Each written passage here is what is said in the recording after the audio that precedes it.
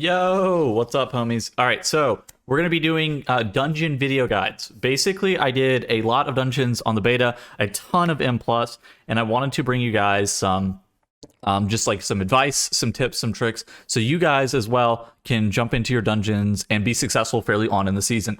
Obviously, strategies aren't like fully fleshed out, but these were pretty meta strategies and kind of things that you should be looking to do or looking to know with the dungeons that come out as they come out in M+. This is going to help you out early season and just kind of learning what's going on, and I hope you guys enjoy.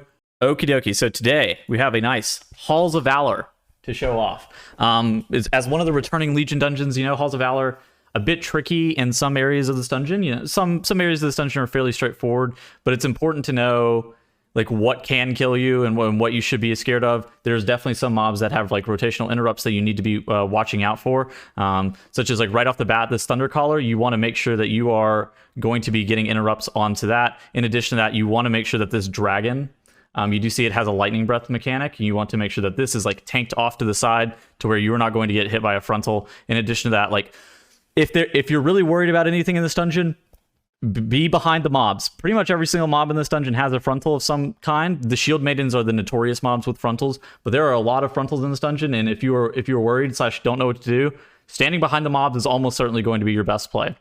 But in this first pack, making sure that you have like rotational interrupts on the Thundercallers and letting as few casts as possible go off is going to be good. Now, the Thunder Zone circle, like you should just like be looking to have only one person in it if it's going to go off. Now, sometimes it is just going to go off. You can pre-defensive it. It's going to be fine. You need to just make sure that you are like okay defensively. Like here, I was bark skinning because I saw that I was going to be in danger of taking that Thundercaller just expiration. Again, it's just a case-by-case basis. Obviously, interrupting them is going to be the easiest thing, but if you do have that circle on you, defensiving is going to be the next best thing. And then beyond that, you just are trying to dodge out of the way of these circles, and then making sure that you're not getting hit by the lightning breath is all that's going on here. Crackling Storm, which are those circles, is also baited onto ranged exclusively. And so you do see our healer here. He's making sure to bait those circles not on top of the melee there. If you have a full melee comp, I'm gonna be honest, I'm not exactly sure what you're supposed to do about the Storm Drake. Probably just sacrifice your melee and they'll die, but it's definitely... I think that this pack at the very beginning of the dungeon, it is fairly easy to go large on this pull, assuming that you are either going to pop Bloodlust or pop all of your offensive CDs. On Fortified Weeks, it's actually fairly reasonable for you to look to lust this kind of pull, and you should be able to get through it if you have all of your offensive CDs. On Tyran, I think you're probably going to be able to kill the pack off without just popping everything, but it's about making sure that your DPS are coordinated enough to not get killed by the Dragon Frontal, and then your ranged are going to bait those tornadoes in an appropriate position. Now, we have the first boss, Hymdal. Very easy, very straightforward. He has basically 3 mechanics in total. So first off, you saw him throw that axe. That axe, you know, he throws an axe every so often. It moves very slightly, so there is a circle for the effect, and it kind of shimmies back and forth, kind of like the shrouded affix circles. I don't think it's player seeking like the shrouded affix circles, but it sure does move a little bit. Then he has a Horn of Valor cast, and as you saw right there, the Horn of Valor went off, and we all took just some amount of damage. The last mechanic are these dragons that he summons, and I paused right here so you can see where this dragon is. And so you see right here, this dragon is coming through, and he's going to make this zone not safe. Then this zone is going to be covered by lightning for a few seconds, and then right as that lightning expires, we're going to be like pressed up against it, and we're going to move into this zone at the very last second, just to make sure that you're able to dodge out of the way of the other dragons, because after this dragon fires off, there will be 2 other dragons. So you'll see like it, and they alternate, like they don't alternate, but they are on different sizes of platform. So like on the other side of this platform, there could be different dragons. And so say this is going to be number 1. This is going to be the first section that it's going to. This could potentially be the second section. And so you're going to want to fast move this second section to get into this first section after the lightning expires. And so let's kind of just show exactly what this is going to look like. And so we had the Horn of Valor go off, and then after the horn, every single time you're going to get a dragon coming through and spawning that lightning. And you can look off to the side to see where the dragons are. And so now, after that lightning expires, we don't even move that fast, but we move like, it's at a decent speed, and then we get into the next zone. And that's basically all this fight is. It's just a rinse repeat, and then he's going to throw another weapon here in a couple of seconds. There is actually a decent amount of tank damage on this fight, but overall, this fight is mostly just a dance, making sure that you, after the Horn of Valor cast, get into a correct position for you to be able to dodge out of the way of that lightning. You're free. And so I think that the general strategy is going to involve you... Hold on, let me pause this real quick so I can kind of mark on the screen. You want to be tanking him... I don't like exactly where we're tanking him, but I don't think it matters too much. I think you want to be tanking him like on the edge. And so that way, whenever you... And so then you can quickly identify, like, oh, okay, this is going to be spot 1 where the dragon's coming through. This is going to be spot 2. So we move to spot 2 first, and then we move into spot 1 right after the lightning expires. And so tanking him on the side, like in the middle of the two, is going to always allow you to quickly move the boss into the safe zone and then fast move the boss into the... after the lightning field expires. All right. Well, I think that that's enough for Hymdal. There's not too much else to say. Now, the trash after Hymdal. Let me back it up a little bit. So Hymdal does die at 5% HP, and then the general meta strategy is... The TLDR is avoid this Sentinel. This Sentinel, the count that he gives is not great relative to his HP. He's also very difficult to do with other trash mobs because of like kick immunities and stuff like that that he applies to them. And so... more often than not, you're not playing a lot of Sentinels. Now, there are some Sentinel, like you could do like a triple like up here, there's like 3 Sentinels. You could do a triple Sentinel pull if you really want to. I think that like if you elect to do a Sentinel pull, I'm not going to think that you're crazy or anything. I think that this Sentinel is like not that free. And so the general consensus is like, just pull the pack of trash that the Sentinel's not at. We see the Sentinel is on the far left here, and so we're just going to grab this right side. What's in this pack is a Mystic of Valadar and 2 Valadar champions. This Mystic has 2 abilities that are incredibly important. Well, actually, it only has 1 ability that's incredibly important. It's called a Radiance heal, and it also has like a rune cast. The rune is not super relevant, so the rune does healing on the ground, but it's not overly impactful, and you can just move the mobs out of it. But the Radiance heal that you saw, I interrupted there. If that goes off, it's going to full heal the pack. Every single mob is going to get fully healed. Now, you see the rune here. We just kind of move the mobs out of it. It's not going to do too much damage. Now, the pack that's at the top of the stairs that you saw us pull the mobs into, the only mob that's realistically like weird here is this Rune Carver. It does an etch cast, and so this etch cast from this Rune Carver should also be interrupted. It's going to like suck off one individual player, and you can use like stuns or whatever to cancel that cast. There's a second Mystic in this pull, so you need to make sure that you have enough Radiance kicks to be able to get this. Like if you have 1 melee assigned to kick Radiance on these Mystics, you're totally chilling. Other things to note here, this Shield Maiden does a frontal. It's killed me a lot of times. I may even die in this VOD. I'm not exactly sure if I die in this VOD to the frontal, but it does like a Mortal Hue ability, and if you are standing on top of your tank, you will likely die. I swear it's wider than it appears. It's like really wide off to the side of the mob, and it's easy to get accidentally clipped by the Mortal Hue. So making sure that you're standing like almost exactly behind the whole entire pack is important, especially for melee players. Now, beyond that, just making sure you get Mystic kicks. That's going to be the most important thing. The tank needs to be diligent about moving out of these runes, and then you should be good with that pack specifically.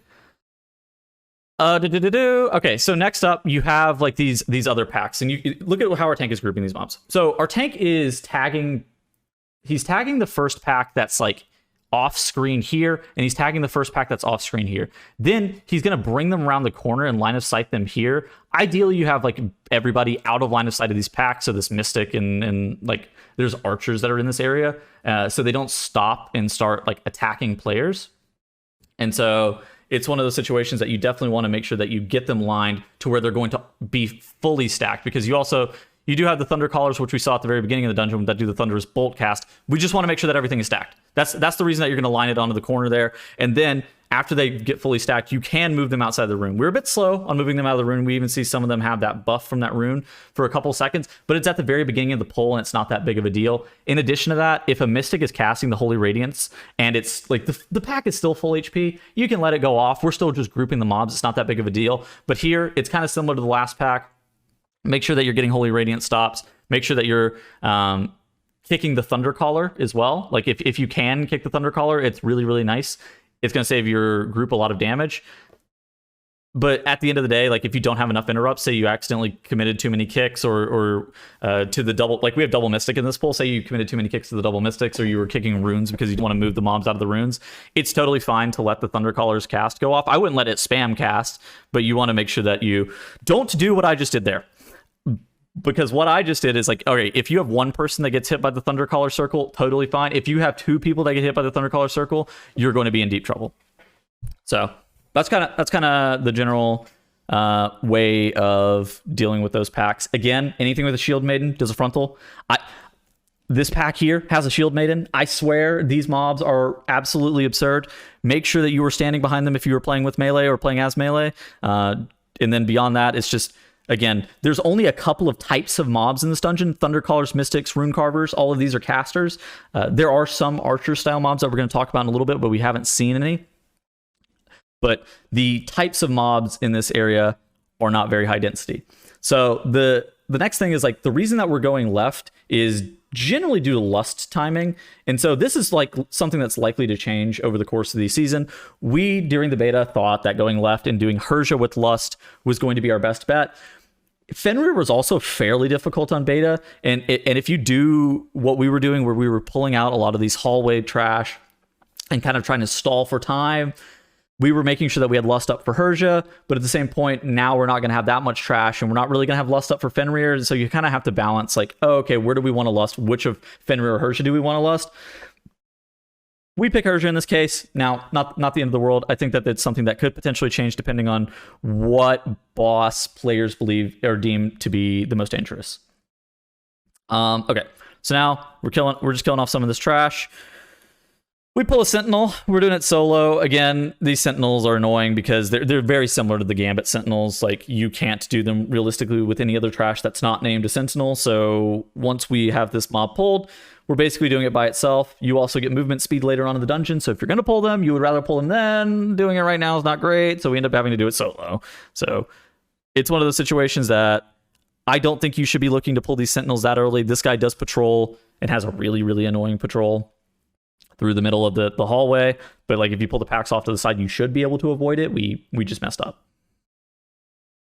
All right, here's the pack that literally kills me. I think 85% of the time. It's 4 Shield Maidens and then the guy that does the Cleansing Protocol cast, the Purifier. Oh, I'm going to die. I remember this vividly. I die here, I'm pretty sure. So basically, before I die, the only thing that you need to know is you want to kick Cleansing Flame.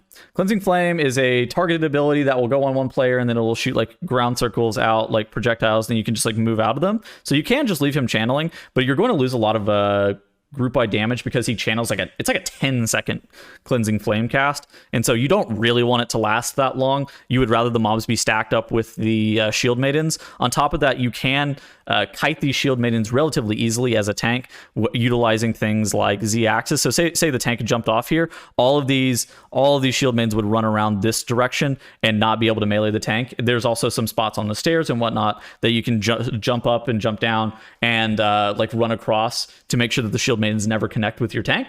That's something that you can do if you're running low on defensives. I'm going to die here, though, like almost 100% of the mortal hue. So, yeah, I come back eventually, but I think that just proves how dangerous these Shield Maidens are. Now, we're just face tanking these. Let me try to show you. Okay.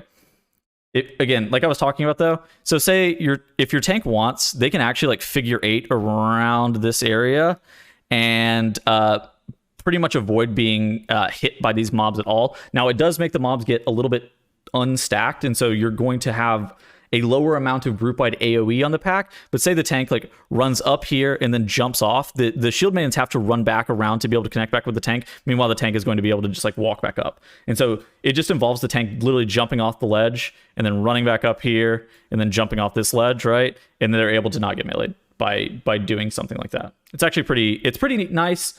I don't know if it's going to be the most popular strategy. I think that just face tanking the mobs is generally going to be a little bit easier, but it's not something that's too bad.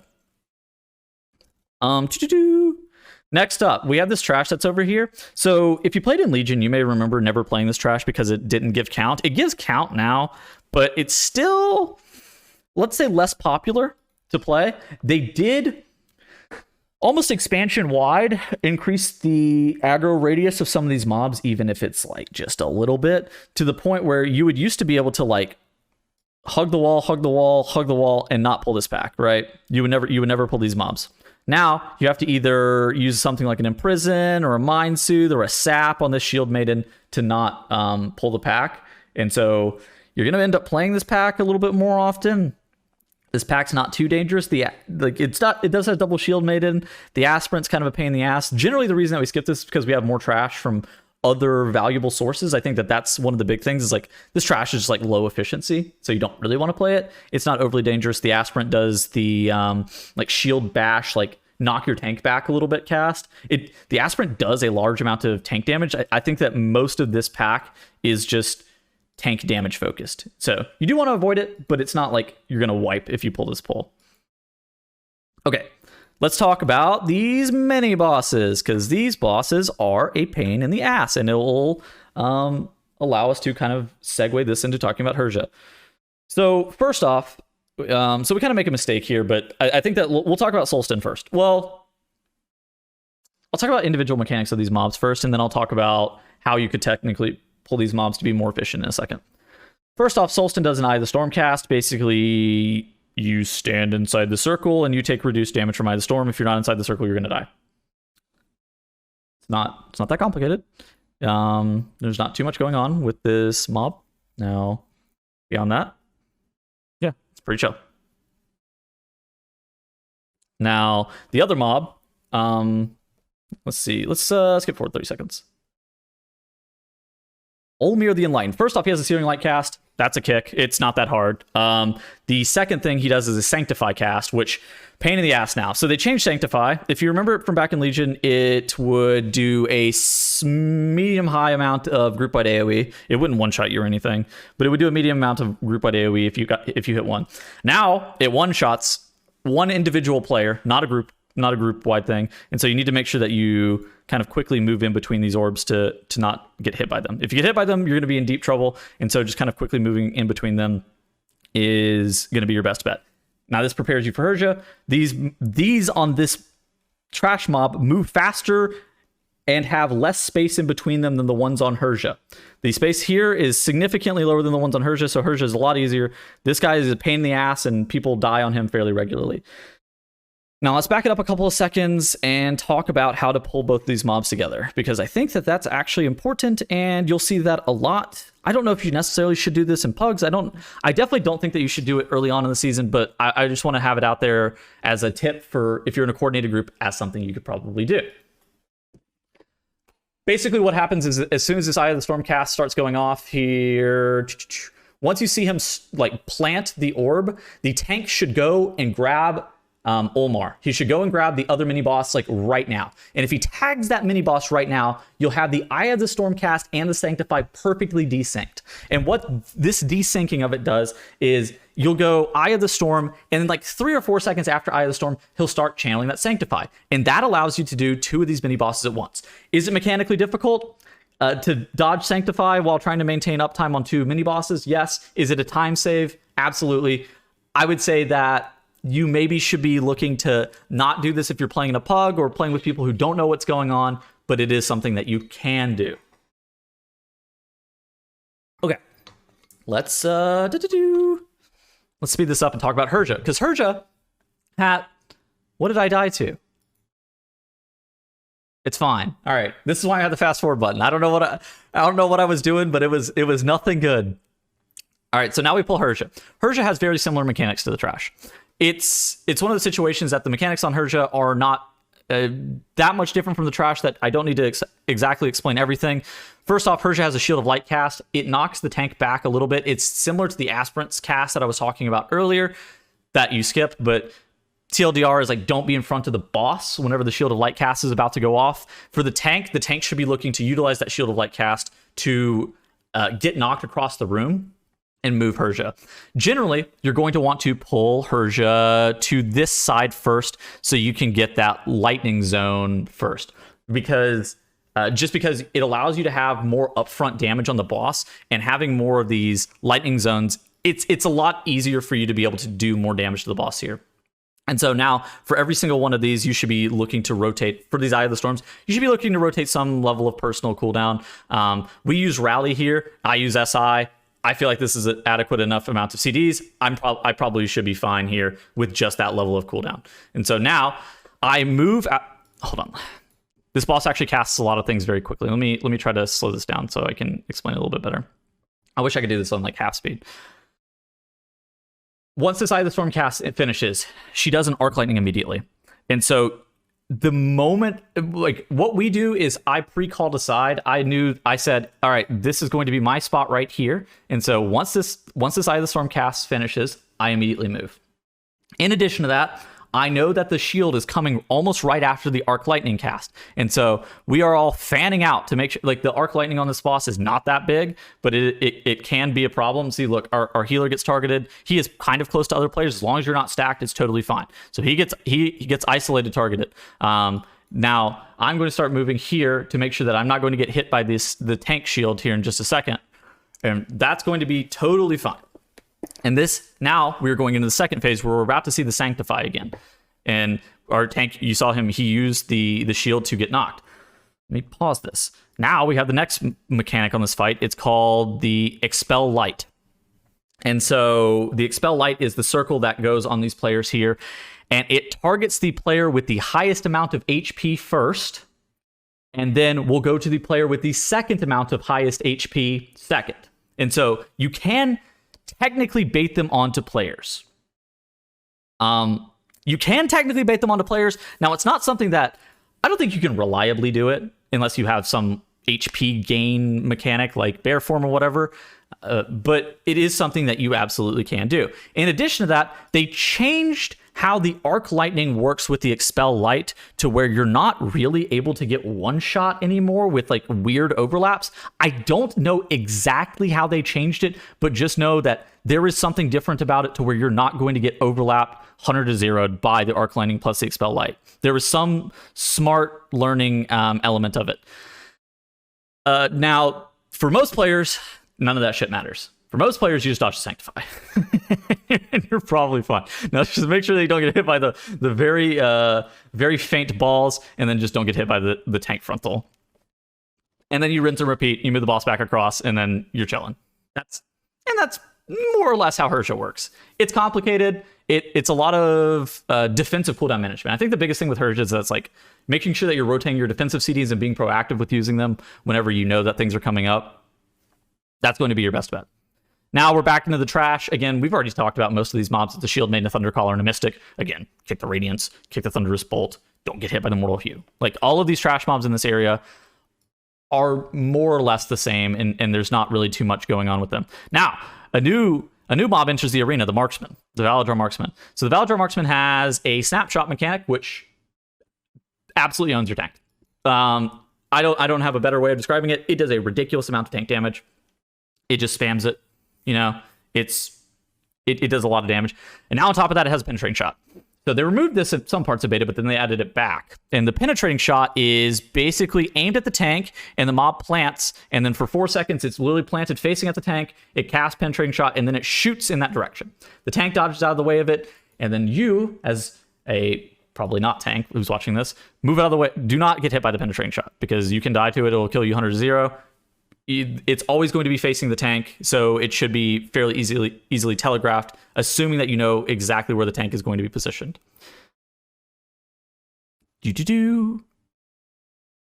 Okay, so now they changed the Storm Drake to auto pull, and they removed some of these stags, which is great news for us. I'm glad that I clicked a VOD that was more recent. So they used to have stags here that pulled as well with the Storm Drake, but those were a pain in the ass. And so now we don't have the stags that pull with the Storm Drake. There are ways that you can skip this Storm Drake if you use Vanish or Feign Death or Meld or something like that. You can activate the Storm Drake and then Feign Death it off or whatever. I think that skipping it's probably in your best benefit if you are playing in a coordinated group. Now, however, if you're playing in a group that is like an LFG or whatever, you know, you just play this guy. He's not that big of a deal. It's the same guys that we had at the very beginning of the dungeon. We pull him with some bulls, which I think should be illegal. I don't like this, that we've done this, but so let me try to explain why. The Angerhoof Bull does a massive amount of area denial with its ground mechanic, and that forces your melee off of the dragon for a large portion of the fight. I think that bulls in general are very inefficient amounts of count just due to the low amount of uptime that you're normally going to have on these mobs. Now, that's not to say that you're never going to see people play them, because at some point you have to play some stuff that you don't love, like depending on like what your group is. That's going to be dependent. I don't like the bulls. I think that maybe there's some different mobs that you can play. Pathing wise, we're going to elect to go around this right side. There is a pack that's like right here. I don't even know what it has. Double marksman and a trapper or something. Double marksman, double trapper. The trapper drops like a bear trap, and then the marksman obviously do the penetrating shot and the snapshot. The issue with these packs is like they do a large amount of tank damage. They're not that efficient count wise. They are also a pain in the ass to kill. Like there's a lot wrong with those mobs. Now, that's not to say that you can't play them, because again, I don't want to tell you what you should and should not play, but I think that if you're looking to skip mobs, those should... I've never seen those mobs pulled, is where we'll leave that. I got killed by a bull in the ground. Did that really just happen?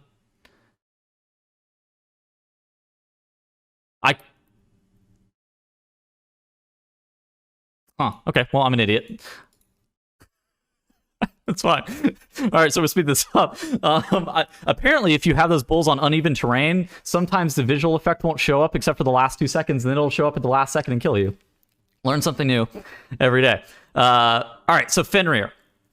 Fenryr has a couple of mechanics. I think that this boss is one that is easier if you have little wigs on. So first off, one of the most important things that you need to know is you need to be stacked into melee pretty much as often as possible in Fenryr. He does like an AoE cleave mechanic that's a group soak, and it's not like something that you're just going to have the tank solo or anything. You need, as a ranged, as a healer, anything, you need to make sure that you are back into melee as fast as possible after all of the mechanics happen. Now, this is going to allow, like, because if you're tanking it as 4, it's going to do a lot of damage to the 4 people that are eating it. Now, that's not to say that they're going to necessarily die, especially if they're fully topped, but it's going to be like long-term pretty difficult. Okay, Ravenous Leap. Ravenous Leap is the original Cujo mechanic. So if you played last season, or if you played in BFA, you guys remember Cujo from Workshop. This guy's the OG Cujo. Basically he leaps, so his priority for leaps is furthest target, second furthest, like then furthest target from that, and then furthest, and then it's like that his priority is jumping like that. In addition to that, if you get far enough out, you can feign death it. The downside is this guy puts a nasty bleed on you if you get hit. And honestly, his Ravenous Leap cast is a lot faster than Cujo's, and so it's really hard to dodge. Not saying that it's impossible, but it is rather difficult to dodge. Now, you can use movement speed effects, you can use blinks, you can use teleports, stuff like that. Especially if you're far enough out, you can actually walk away from it, kind of similar to the Cujo damage. But you want to avoid getting the bleed as reasonably often as possible. So if you have like a Warlock in your group, they should be looking to circle it. If you have a Mage in your group, they should be looking to blink it. If you have a Hunter or a Rogue, ideally, they're feign deathing it, melding it, banishing it every single time they can. Kind of a pain in the ass to feign death as a hunter, so I don't really expect the hunters to be able to feign death it. But if you like that, this is just something that should be on your radar going into this dungeon. In addition to that, this bleed stacks up, and all I'm going to say is if you get a second stack of the bleed, you might be looking for battle risk. Okay, now unless the boss has like 10% HP left. Most of that comes down to the fact that the Claw Frenzy AoE, whenever you have 2 stacks of the bleed, it's going to be difficult for your healer to keep you up. But unfortunately, you're going to be forced to like take the Claw Frenzy, because if everybody has like 1 stack of the bleed for whatever reason, and then they eat the Claw Frenzy as 4, now you have like 2 people that are like maybe going to die, especially if they're not topped.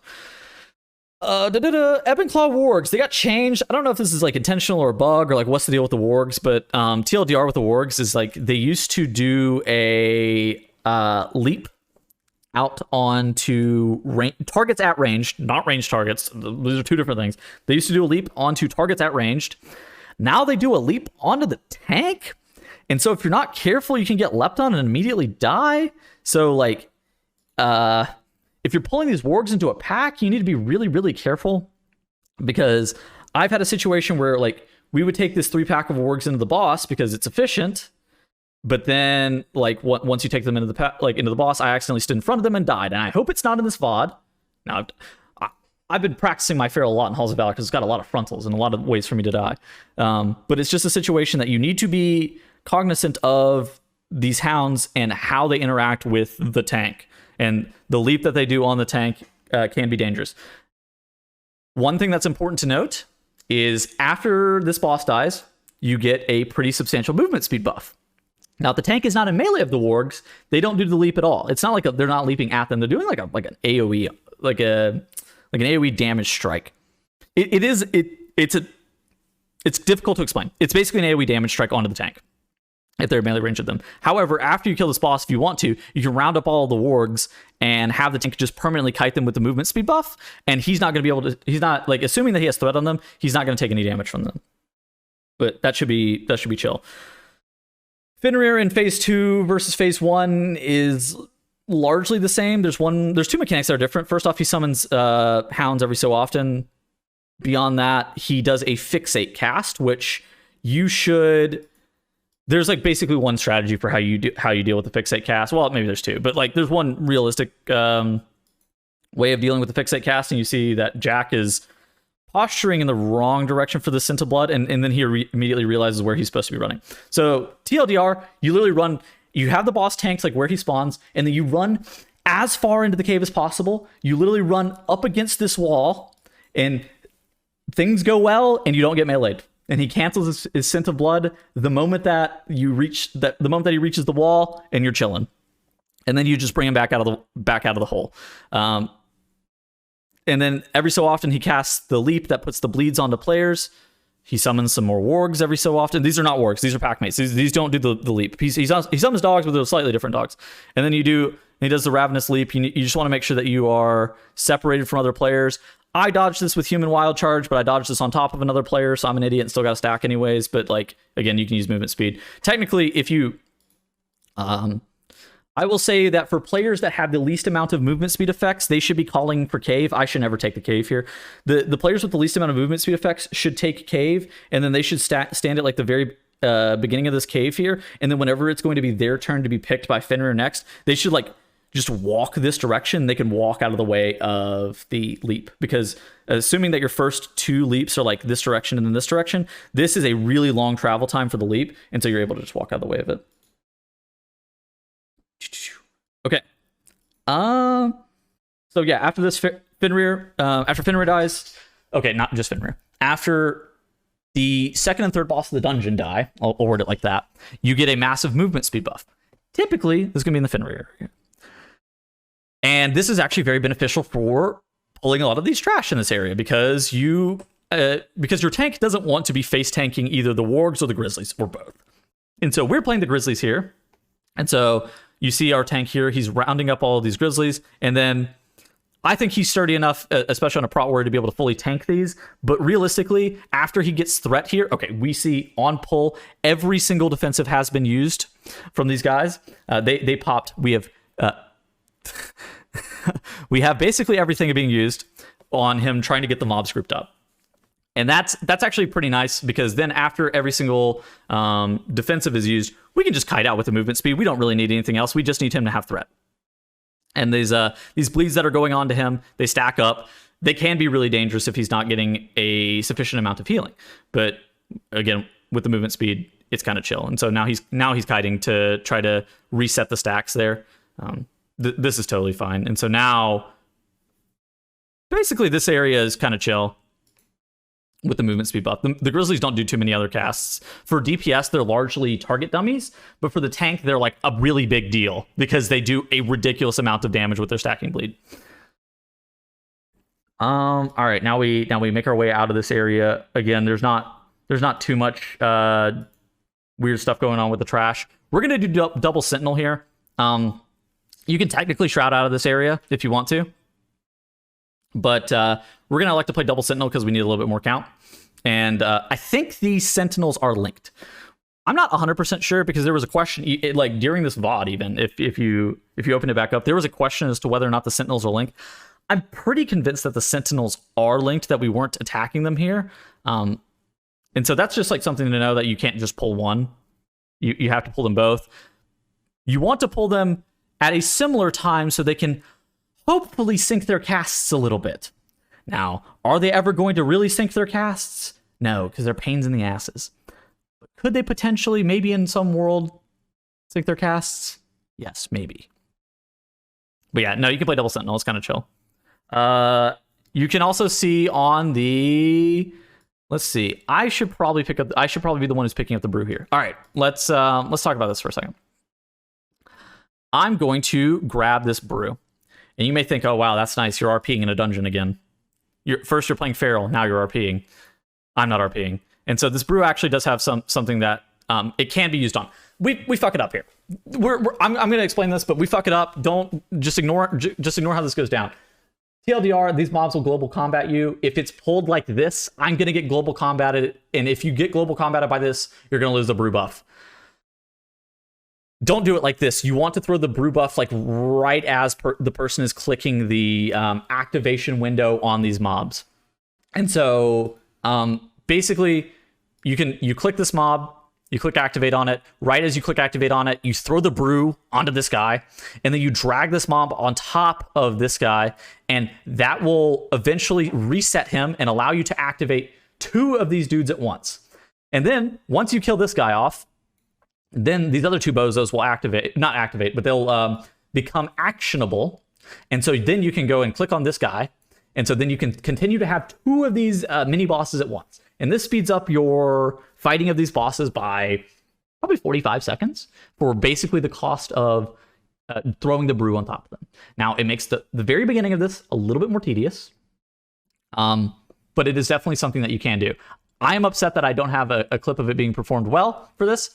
Maybe I should, but it's one of the situations. I hope I've explained it well. You can go look at other people's VODs for maybe it being done correctly. But TLDR is you throw the brew on top of this guy. You see him, how he's AFK'd here. You throw the brew on top of him as you're clicking activate on King Haldor, and then you tank the mob on top of it, and that will allow you to activate these guys. These guys don't really do too much. They summon ads that can't contact the boss. They occasionally do a cast that you need to interrupt. They do a bleed, they throw axe bleed onto players, and then they do a tank damage sever cast. I don't think there's too much else. Okay, so let's skip to the final 2 bosses. So you do after this trash, you just do boss. A question in chat says, can the person interacting also be the one that throws the brew? Yes, you can throw the brew in advance. So the brew buff lasts, I think it's either 10 or 15 seconds. So you can throw the brew a couple seconds in advance, and then you can interact with the window. You would just throw it first and then interact with the window second. It's just a situation where you don't want to get caught in combat. All right, let's talk about God King Skovald. All right, shield. There's a shield. I want to see who picks it up. Okay, so we have their tank picking it up.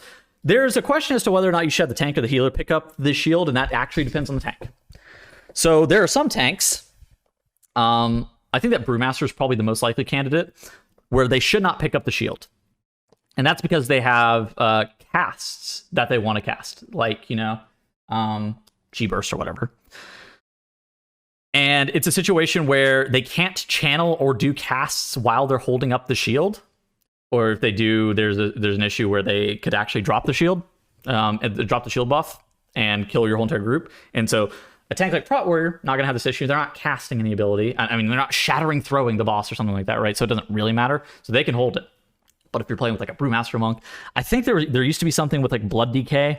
I don't know if they still have I don't know if they still have issues holding the shield. Like if you should have the tank or if you should have the healer holding it. I don't know if they still are using Blood Drinker. I don't for Vengeance Demon Hunter. If they're like fell deving, like they can't fell dev with the shield like that. So you want the healer to be holding the shield in some situations. I would say most situations, but like if I'm being honest, if I'm the tank here and I'm watching this, I take the shield. And I'm just gonna take the fucking hit and not pressing Blood Drinker or like fell dev or whatever, right? because I can't really trust other people to like kind of deal with it. But you know, it's kind of fine. So basically, we have the tank pick up the shield, and so this is going to be important later on for how this fight's going to function. Overall, this boss, not the most complicated thing, just a couple mechanics. As you may notice, only Hyjra was a complicated fight here. The rest of the bosses in this dungeon are like pretty reasonable. Okay, so let's speed this up a little bit. So God King Skovald activates after 45 seconds of RP, and he has Fellblaze Rush, which you may have seen a popular clip on my channel with Fellblaze Rush. They've changed it. Now Fellblaze Rush does significantly reduced amount of upfront damage and leaves a dot. And so you kind of want to make sure that you're spread. It's still dodgeable, but it's a lot harder to dodge it now with how they changed the circle to be. To the point where I'm not sure if it even is worth trying to dodge it. I would even recommend maybe just not even trying to dodge it. Making sure that you're just spread is probably going to be your best bet. Just have players spread around, and you should be good to go. After the Fellblaze Rush, he's going to have Ragnarok queued up here, and then so Ragnarok works a bit weird, and so it's like most casts in WoW, the damage is applied whenever the cast the first tick comes out. For some reason, Ragnarok's damage is calculated whenever it hits you. And so after the first tick comes out, like you don't want to pre-press the shield, right? You want to hold the shield as long as possible. And so let me just kind of show you in a second. Look at all my buffs for when. Okay, look, Ragnarok is casting. We haven't pressed it. We haven't pressed it. We haven't pressed it. We haven't pressed it. The cast literally starts, and now we have the shield icon, right? So we're stacked up on the tank. We knew the tank had the thing, and so we're stacked up on the tank, and we're waiting for this first pelt of these missiles to come and hit us, right? And like that is how you're going to want to optimize like using this shield to be able to protect yourself from the Ragnarok cast. And then after that, there's Fellblaze Rush. I think that now with the change, so you previously would just like full 5 tank the Fellblaze Rush inside of the shield. Now, with how it got changed to a dot, you want the person with the Fellblaze Rush to GTFO out of this. Like they got to get out. Like the moment that you see the Fellblaze Rush happening, they get out of the shield to make sure that you're not going to get full 5 stack hit with Fellblaze. Now. Skovald picks up his shield. He channels Aegis of Agrimar. It's like a targeted like shield. It's not that bad. You just make sure that you're on the opposite side of him. And then he summons these flames of woe that put these fire patch on the ground. Let me pause this for a second. He summons these flames of woe that put these fire patches on the ground. Not too big of a deal. You just kind of cleave them down with the boss. You move the boss on top of them. Again, dodging out of the way of Fellblaze Rush, or making sure that only one person is hit. After he does the Aegis cast, he drops this shield. You have to pick this up. I have wiped 1,000 times in this dungeon to the tank or the healer forgetting to pick back up the shield after he does the Aegis, and then the Ragnarok cast starts, and then we're like, oh my god, I don't have the shield, and then we wipe. I have wiped 100 times to that being the case. You need to make sure that you remember to pick back up the shield. Jack does okay, so we actually move a little bit late and pick it up. Like it's a situation that it's going to take some time to remember to pick back up the shield, but you. Like maybe there will be a week or a forward or something like that. I would love something like that. It's you make sure to pick back up the shield. Beyond that, it's just the exact same mechanics repeated over and over again. It's like the same like 4 mechanics. Okay, final boss, Odyn. You have to click on him to activate him. I guess that you probably should know that first and foremost. And then how Odyn works is he drops these spears from the sky. It does an increasing amount of damage. If you played back in Legion, he used to shoot you up into the rafters. If you died, that's no longer the case. Now you just die, and so you can be battle rest, which is nice. Yeah, and so Odyn he shoots these arrows into the ground. It does some AoE damage. He summons an ad. So the first time he summons an ad, you should know that a grip circle is coming in. And you actually kind of want to be close to the boss to make sure that you're not gripped from too far away. But the deal with this ad is if you're running like a lot of melee, you need to make sure that you interrupt him as you're running out. If you have like a ranged interrupt, it's not that bad to be able to get him kicked during this, but you have to be really, really cautious of this ad if you're running a heavy melee comp, which it seems like this season may be melee friendly. If you've been paying attention, it seems like it may be melee friendly. And so you need to just make sure that you get that dealt with and make sure you get him kicked. Okay, every so often he shatters all of these spears, and then you dodge out of the way of the circles. The circles do a little bit of upfront damage, and they stun you for like 5 seconds. Don't get hit by them. And then he marks you with runes. If you remember, like, Mythic Odyn, if you remember Mythic Odyn, you know this mechanic, you probably don't care to watch this video, so I don't know why I was about to explain this. Basically, I have a mark on my head. There are runes on the ground. I'm looking for the rune that attaches, that's associated with mine, then I'm going to move to it. You take a lot of damage. A lot more damage than you'd expect by not having the rune cleared off very fast. Look at how much damage I take. I think I may have said this like at the time. I remember looking at this and I was like, holy shit, I was getting owned. I would like to pop if I could go back right now, I would have popped a bark skin right now. Like, that's how much damage I was taking from this. Because, like, and I wasn't even that far from my rune, and I didn't take that long to get it really cleared. And so you want to get this thing cleared fast. Now, you do get healed to full once you clear it, but it still does a lot of damage. And now you see us, we've turned into these Valajar. And if you're going to lust, you're lusting right now, you do, we'll just say an increased amount of damage, because I don't know the number on it right now. You do more damage, and so you want to save you don't want to pop all of your offensive CDs on pull. I probably should have said that at the beginning, but you don't want to pop all of your offensive CDs on pull. You want to wait for this this section in the fight, which happens around the 1 minute mark. So if you have 1 minute, you can pop them immediately on pull, and then you want to lust and use all of your offensive CDs into Odyn here to make sure that you're able to accelerate this boss as fast as possible. It's really important to do this as quickly as possible. In like Legion, you would use like Cindedaria, which is like the reverse execute belt on this boss, because and do things like that, because it would also speed up this fight. Now, you want this fight, it actually gets fairly difficult the longer the encounter goes, and that's due to the fact that you have some DR from this Valajar form. In addition to that DR that it provides you, the boss does start shooting out more spears. So in the first phase, it was only shooting 1 spear at a time. You're like, okay, that's kind of a chill amount of AoE damage. Now, for a couple of times now, it's been shooting 2 at a time. In a second here, it's about to launch 3 at the ground, and it's going to do just a ridiculous amount of damage to us. Like C2 there did 50% of my HP, and I was like fully topped, right? Now, once you have 3 of these coming out, it's going to do, I don't know, almost near 100% of my health, probably like around the 80% mark, if I had to guess. There are some times where, like, if you're not fully topped for whatever reason, you can just die to the triple spear, and you definitely, like, you just need to make sure that you end up getting this killed off. So here are the triple spears, and it's like, this is a great time to defensive. I defensive late and get knocked pretty low.